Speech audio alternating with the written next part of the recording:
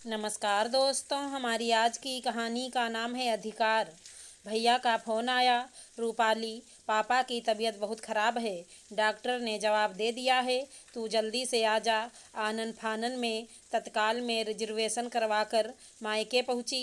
Auto से उतर कर जैसे ही घर में गई, भाभी ने कहा, दीदी आप पहले पापा जी को पानी पिलाओ। कल रात से उन्होंने एक घूंट पानी नहीं पिया है। एक ही बात संकेतों में बोल रहे थे कि रूपाली आ रही है, उसी के हाथ से पानी पीऊँगा। भाभी ने गंगा जल मिलाकर कटोरी में थोड़ा सा पानी लाकर दिया। मैंने चम्मच से पापा को पानी पिलाया। पानी पीने के बाद पापा धीरे धीरे थोड़ा इशारों में बोले, बेटा अब तू आ गई है, मैं तेरी ही राह देख रहा था। अब मेरे प्राण निकल जाएंगे। मुझे अंदर ही अंदर रोना आ रहा था, लेकिन कैसे भी अपने आप पर काबू किया। दूसरे दिन सुबह ही पापा हम सबको छोड़कर चले गए। 12 दिन तो लगातार रिश्तेदारों का आना जाना शुरू था। इतने लोगों के बीच रहकर भी मुझे बार बार एक ही बात खाए जा रही थी कि अब मम्मी का क्या होगा। पापा के बिना मम्मी कैसे रहेंगी, क्योंकि 24 घंटे दोनों साथ ही में रहते थे। क्या भाई भाभी मम्मी से अच्छे से बर्ताव करेंगे? सब ईश्वर भरोसे छोड़कर मन को तसल्ली दे देती थी कि सब अच्छा ही होगा। वैसे भी अपना समाज अभी उतना उदारवादी नहीं हुआ है कि एक माँ बेटी के यहाँ आकर रहे। मम्मी खुद भी इस बात के लिए राजी नहीं होती। बेटा बहू चाहे जैसे भी रखें, रहेंगी तो अपने खुद के ही घर में। वापसी के पहले दिन मम्मी ने भैया से कहा, पापा की संपत्ति में से उनकी निशानी के तौर पर रूपाली को कुछ दे दे।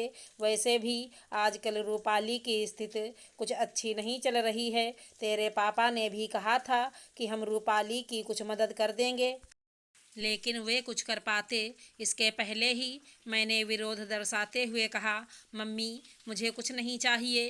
पापा ने मुझे बहुत कुछ दिया है, मुझे पढ़ाया लिखाया, अच्छे घर में एवं बहुत धूमधाम से शादी की, और सबसे बड़ी बात बहुत अच्छे संस्कार दिए। हाँ रूपाली ठीक कह रही है, इसकी शादी में पापा ने दिल खोल कर पैसा खर्च किया था। और वैसे भी कानूनन जो लड़कियां मायके से अपना हिस्सा लेती हैं, उनका मायके से संबंध खत्म हो जाता है। मुझे एवं मम्मी को दोनों को ही भैया से ऐसी उम्मीद नहीं थी। मैंने मम्मी की ओर देखकर इशारों में कहा कि ये सब भाभी का ही सिखाया हुआ होगा, जोरू का गुलाम जो ठहरे। क्योंकि मेरे भैया तो पहले ऐसे ना थे, वे तो मुझ पर जान लुटाते थे। इतने में ही भाभी, जो इतनी देर से चुपचाप सब सुन रही थी, अचानक बोल उठी, आपकी बात 16 आने सही है जी। जो लड़कियां मायके की संपत्ति में से अपना हिस्सा लेती हैं, उनका मायके से संबंध खत्म हो जाता है। भाभी से ऐसा सुनकर मैं और मम्मी फिर से एक दूसरे को देखने लगे कि देखा, ये सब इसी का सिखाया हुआ था। लेकिन इसके बाद भाभी ने जो कुछ भी बोला वो हमने सपने में भी नहीं सोचा था। भाभी बोली, आपने कहा कि दीदी की शादी में पापा ने बहुत पैसा लगाया था, तो क्या हमारी शादी में पैसा नहीं लगा? क्या हमारी शादी में पापा ने किसी तरह की कोई कंजूसी की थी? नहीं ना। मम्मी जी ने एक बार मुझे बताया था कि जितना सोना उन्होंने दीदी को दिया था, उतना ही सोना उन्होंने मुझे भी दिया था। रही बात अन्य सामानों की, तो अपनी गृहस्थी बसाने के लिए उन्होंने हमारे ऊपर दीदी से कुछ ज़्यादा ही खर्चा किया है। मतलब यह कि पापा जी ने बेटा और बेटी दोनों पर बराबर खर्चा किया। तो फिर आप ऐसे कैसे कह सकते हैं कि अब दीदी का संपत्ति पर कोई अधिकार नहीं है? आज पापा जी इतनी जायदाद छोड़कर गए हैं और दीदी के हालात फिलहाल कमज़ोर हैं, तो ऐसे में हमें उन्हें कुछ देना ही चाहिए। क्या आपको याद है कि आपने पापा जी की अंगूठियां और चैन आदि लाकर में रखते वक्त क्या कहा था? यही कहा था ना कि ये मेरे पापा की निशानी है, इन्हें किसी भी स्थिति में मैं कभी भी नहीं बेचूंगा।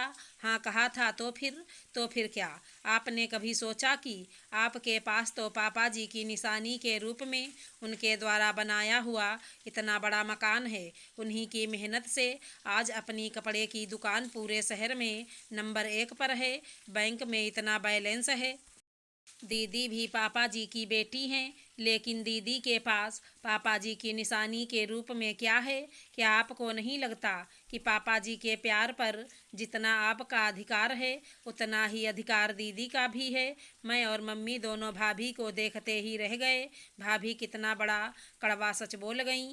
ये सब बातें जानता तो हर कोई है, लेकिन कोई भी भाभी भाई जानते समझते हुए भी इस बात की ओर से अपनी आंखें जानबूझकर बंद कर लेते हैं। हम ही क्यों, भैया को भी भाभी से ऐसी उम्मीद बिल्कुल नहीं थी। ये उनके चेहरे से साफ साफ दिखाई दे रहा था। भैया ने भाभी से कहा, शिल्पी, आज तुमने मेरी आंखें खोल दी। मैंने तो सामान्यतः समाज से जो कुछ भी सुनता आ रहा हूँ वो ही दोहरा दिया। मैंने इस बारे में इस दृष्टिकोण से कभी सोचा ही नहीं। सच में मेरे पास तो पापा की निशानी के रूप में मकान और दुकान सब कुछ है, लेकिन रूपाली के पास तो कुछ भी नहीं है। इसलिए उसको पापा की अंगूठियाँ और चैन दे देता हूँ। मैं सोचने लगी कि क्यों हम सब लोग भाई के किसी भी गलत बयान के लिए या गलत निर्णय के लिए भाभी को ही दोषी मानते हैं। भाई को जोरू का गुलाम कहते हैं। हर वक्त भाभी ही कसूरवार नहीं होती, भाई भी कसूरवार हो सकता है। अगर हमारी कहानी पसंद आई हो तो चैनल को लाइक शेयर सब्सक्राइब करें। राधे राधे दोस्तों।